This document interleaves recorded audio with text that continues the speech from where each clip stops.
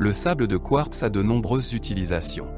Il est utilisé dans la production de béton ciré, de mélanges de construction sec, de béton de ciment, de briques silico-calcaires et d'autres matériaux de construction, ainsi que dans la purification et le traitement de l'eau, le sablage et la production de verre.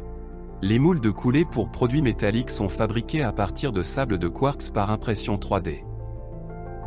Selon le but recherché, la finesse de broyage du sable de quartz doit varier de plusieurs unités à plusieurs dizaines de microns. Et le sable disponible sur le marché a généralement une finesse de broyage de plusieurs centaines et milliers de microns.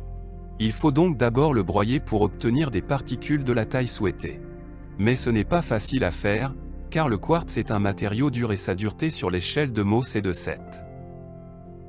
Pour broyer le sable de quartz dans l'industrie, on utilise le plus souvent des broyeurs à boulets, caractérisés par un niveau sonore élevé, une consommation d'énergie élevée et une usure rapide des moyens de broyage, et de telles installations ne peuvent produire une finesse de broyage élevée qu'après plusieurs heures de fonctionnement.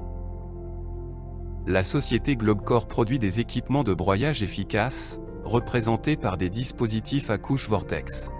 Dans ces appareils, une modification de la dispersion des particules de sable est obtenue en raison de l'impact des aiguilles ferromagnétiques, des vibrations acoustiques, des pressions locales élevées et d'autres facteurs.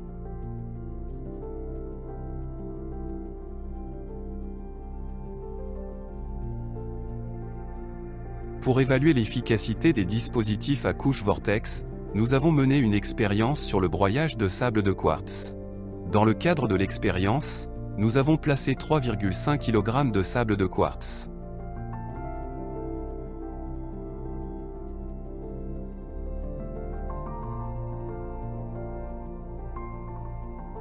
Et 500 g d'aiguilles ferromagnétiques d'un diamètre de 1,5 mm et d'une longueur de 15 mm dans la chambre de travail de l'appareil AVSP 150. Les particules sont en acier de qualité. Le sable a été traité dans la chambre de travail de l'appareil pendant 3 minutes. Après cela, l'échantillon de sable obtenu a été examiné à l'aide d'un microscope électronique à balayage et comparé à un échantillon du sable d'origine qui n'a pas subi de traitement dans la couche vortex. Vous pouvez désormais voir sur l'écran des photographies de la vue obtenue au microscope. La photo montre qu'avant le broyage, les particules de 300 à 500 microns prédominaient dans le sable et qu'après broyage dans un appareil à couche vortex, la taille de la plupart des particules ne dépasse pas 3 à 5 microns. De plus, un appareil à couche vortex peut être utilisé pour activer le sable de quartz sans modifier sa composition granulométrique. Dans ce cas, le sable est déversé à travers la chambre de travail de l'appareil et ses particules restent dans la couche vortex pendant une fraction de seconde.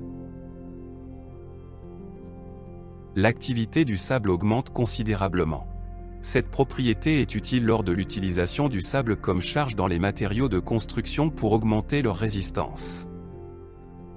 Les résultats de l'expérience, ainsi que le fonctionnement silencieux, la taille compacte et la faible consommation d'énergie des dispositifs à couche vortex suggèrent leur potentiel d'économie d'énergie et de modernisation des lignes technologiques existantes pour le broyage du sable de quartz. Selon vous, quelles autres substances ou matériaux peuvent être broyés l'appareil à couche vortex? Laissez vos options dans les commentaires. Pour plus d'informations, visitez www.globcore.com.